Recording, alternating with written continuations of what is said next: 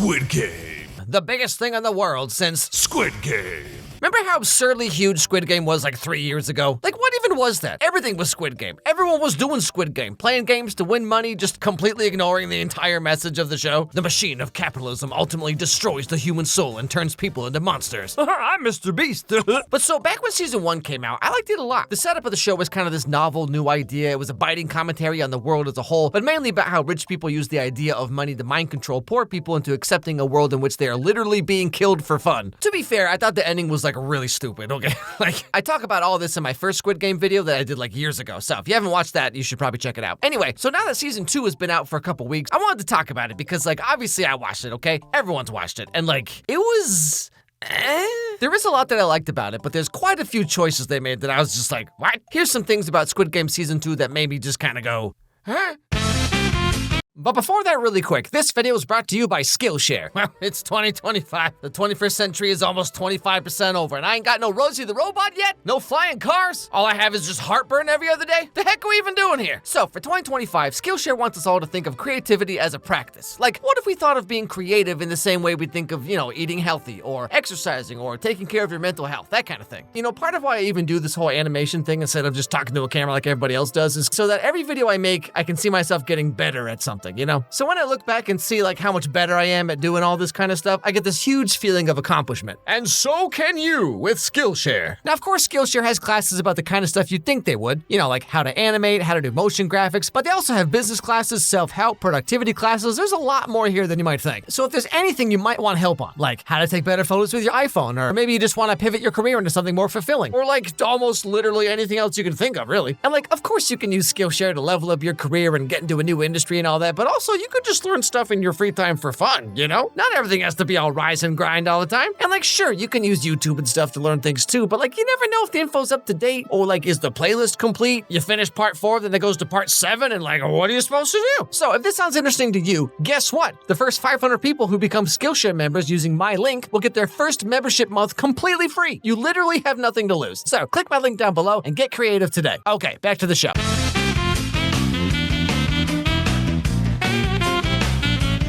So as per the end of last season, our main dude guy won the games. He got like $1,000,100, and he dyed his hair like pink red for some reason, and vowed to get revenge on the people who are running the games. What do you think you're doing?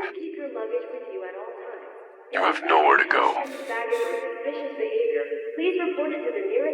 How about you stop running your mouth and show yourself? Stop hiding like a rat. You should have gotten on that plane. He then immediately gets rid of his pink hair, thank goodness, and teams up with the police guy from last season who, in a shocking plot twist, is still alive.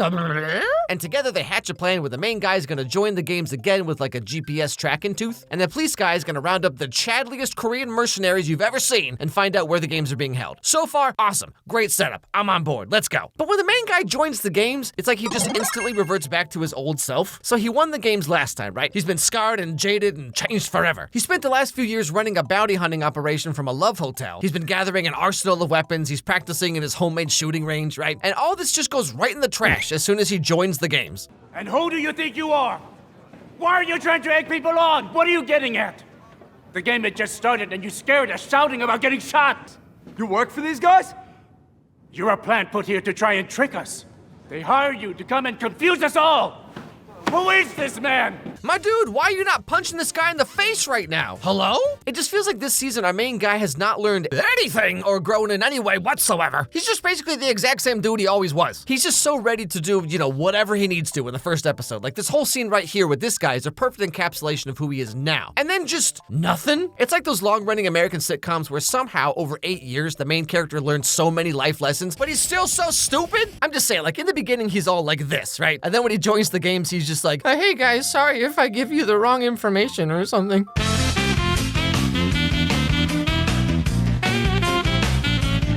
So this being a new round of Squid Games, of course there's a bunch of new characters, obviously, because otherwise that wouldn't make any sense. And like, to be fair, I didn't really care much for most of the characters in season 1, but season 2 is just like, I mean, this is unbearable sometimes. Like this whole thing with the crypto bro dudes, where like this guy used to have a YouTube channel where like he made his own Dogecoin or whatever, and then shocker, the coin was a scam, and then they all lost a bunch of money, including himself somehow. Motor Club Pentagon. Yeah. Anyways, thanks to you, Gi-hun and I really bonded with each other. through our shared trauma. What are you doing here? So what exactly do you want? What do you think?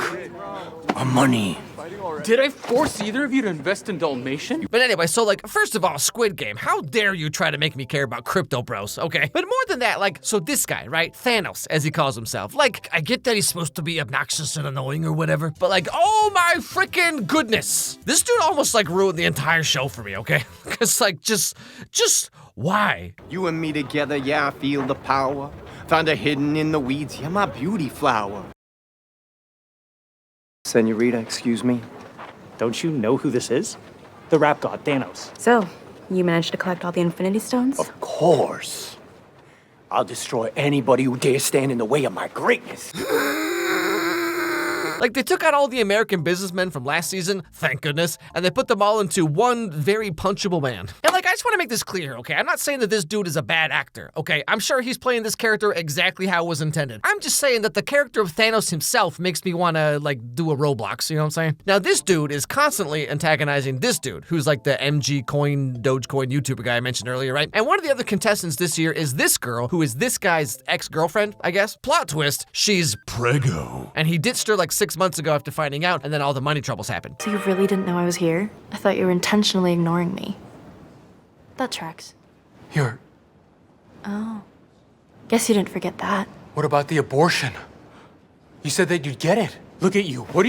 How the hell is a pregnant woman gonna survive I'm here? not asking for help so you can quit acting all worried. So, crypto bro and douchey boyfriend? Wow, I sure hope this guy dies real fast. Ha, psych. Actually, over the course of the show, he comes to realize that, you know what, maybe I should be supportive of my pregnant girlfriend who has no money or family or anything. Like, am I supposed to be moved by this? Should I congratulate this man on doing the literal absolute bare minimum? It's like some dad who's like, yeah, so like, I went out for cigarettes and I wasn't gonna come back, but then like, I totally did though.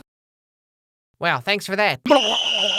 There is one character, this girl. She's a North Korean defector who we find out has been working as a soldier in the games for like several years now. And we get to see her like real life a little bit, but then when she starts working the games, we see how she goes rogue and like doesn't like her boss and her coworkers and stuff. Now, I thought this was gonna be a great way for us to learn more about how the games work or like watch how the games go from backstage and learn more about like, you know, anything. But no, she goes rogue and prevents the contestants from being organ harvested, which gets her in trouble, and this ultimately leads to nothing. I told you not to interfere if you weren't going to assist us. I heard you shot the players who were still breathing so you could confirm the kills.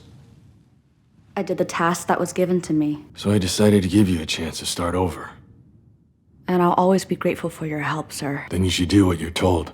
Sir, I don't think I will. And like during the revolt in episode 7, I was like, golly gee whiz, what a serendipitous opportunity for her story and the main guy's story to come together. You know, like maybe she temporarily teams up with them like an enemy of my enemy is my friend kind of thing or whatever. But no, that sure would be silly, wouldn't it? This is a perfect example of how this season has like so many plot threads that never go anywhere or come together in any way at all. Like so many characters this season are just annoying or incredibly unlikable. There are a few good ones though, to be fair.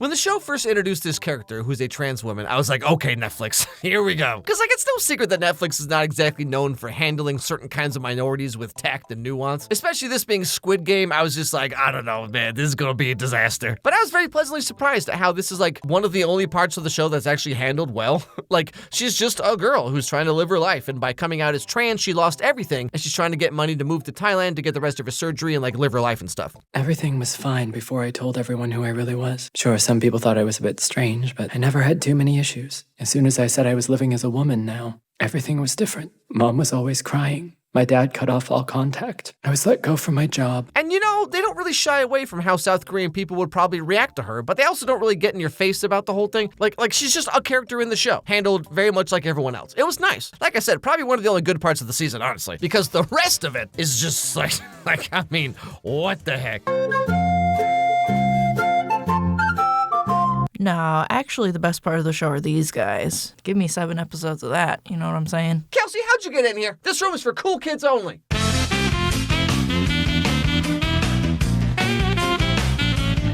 So as as I've said, the season is 7 episodes, down from 9 from the first season. And to be fair, the very first and very last episodes are really cool, okay? In the first episode, our main guy hunts down this guy, who's the one who's going around inviting people to join the games. And when they finally meet, they have this really tense, really cool, like Russian roulette scene where this guy ends up getting got, you know what I'm saying? And the whole episode sets up this really cool idea for a show that doesn't happen. The story they set up at episode 1 is not the story you get the rest of the season, because from episodes 2 through 6, nothing freaking happens. Like I said before, the main guy teams up with the policeman dude guy from season 1, and they plan on infiltrating the games. But what actually happens is the police guy and Captain Jawline over here, they just do nothing the entire season. They spend all their time looking for the island where the games take place on, but they just kind of go in circles the whole time, accomplishing nothing. Like it's that island over there.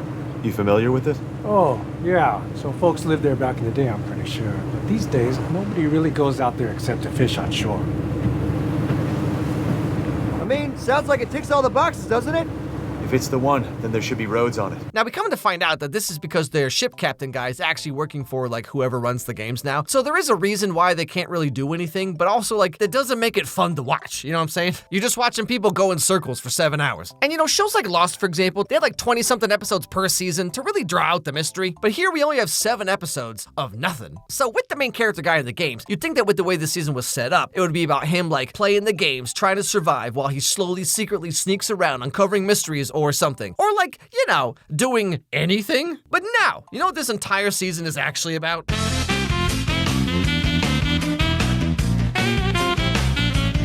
Why is there so much gosh darn mother heckin' voting this season? Like, okay, so in season 1, the voting was a pretty big deal because we had no idea what was really going on. Would they actually be allowed to leave? What would happen when they leave? We had no idea. So in season 1, they vote to leave the games, but then they all come back again anyway, even though they know that they're probably gonna die. But season 2 is already relatively short, being only 7 hours of total show, and yet somehow there's 14 hours of voting. It's incredible. How do they do it? The voting itself is part of a larger issue I have that I'll talk about in a little bit, but just like, I mean, season 1 was huge, right? They had way more money for season 2. Netflix would have greenlit like any budget, probably, I assume. And then they spend 3/4 of the entire season just doing this. Player 454. Player 453.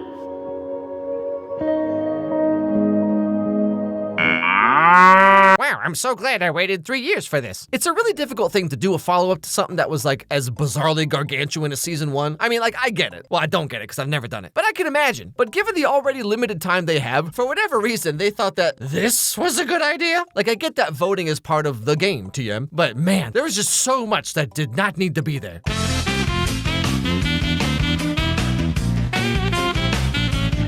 So, like, obviously one of the big main draws of Squid Game itself is the games, right? I mean, that was all anyone literally took away from season 1. Everything else about social commentary just kind of whew.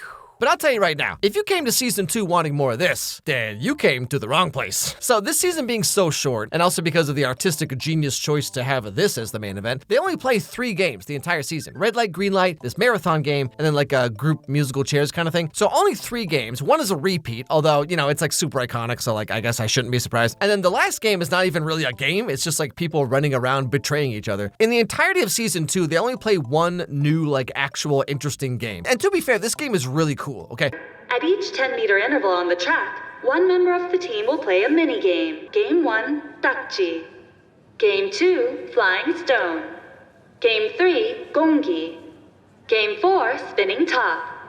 And finally, Game 5, Jeki. You know, part of the whole shtick of season 1 is that we find out that the games they're playing are all games that the old guy played when he was a kid. The second game in season 2 here, it's kind of like a bunch of that rolled into one. The games are all South Korean kids games, and as they play them, you kind of get some like indirect character lore as well as some like South Korean history lore. Like when the old lady talks about how she used to play this dice game with bullets during the Korean War when she was a kid. You know, not like super deep or whatever, but just like little phrases, little character moments here and there that really tell you a lot. But for all the crazy, insane games they had in season 1, this season ain't got diddly nothing. I mean, like 3 games total, only one of which is interesting. In 7 episodes? How is that possible?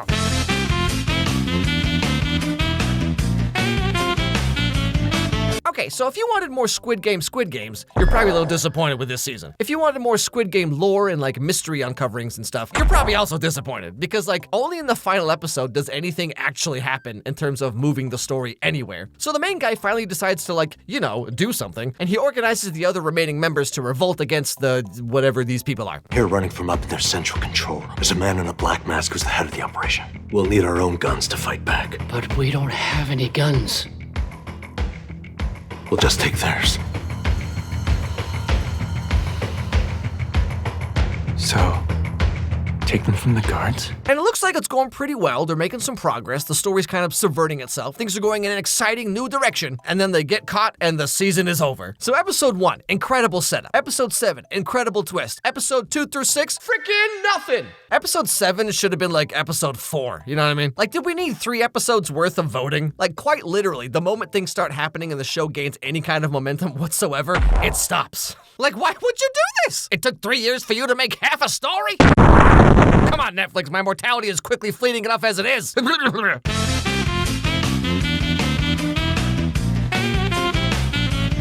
Okay, so I know I've been very subtle up to this point, but yeah, I'm a little disappointed this season. I think I'm more disappointed than I would be normally just because the setup is so cool. Oh man, things are gonna be so different this time. He won the games, he's all John Wick now, time for the revenge tour. Heck yeah, let's go. And then nothing happens the entire time. But yeah, so sure I'm glad I waited 3 years for this. Hey everybody, thanks for watching this video. If you liked it, please watch another one, because that's how the algorithm works. So click on this one that's being recommended to you right now, right here on the screen. It actually helps a lot if you do that, because like that's how YouTube knows that my videos are worth caring about. Also, if you have any movies or TV shows you'd like to recommend, send me an email at alexmeyerscontact@gmail.com, and I'll put them on my absurdly long list of movies that I need to get to at some point. Anyway, hope I made your day a little bit better, and I'll see you all next time.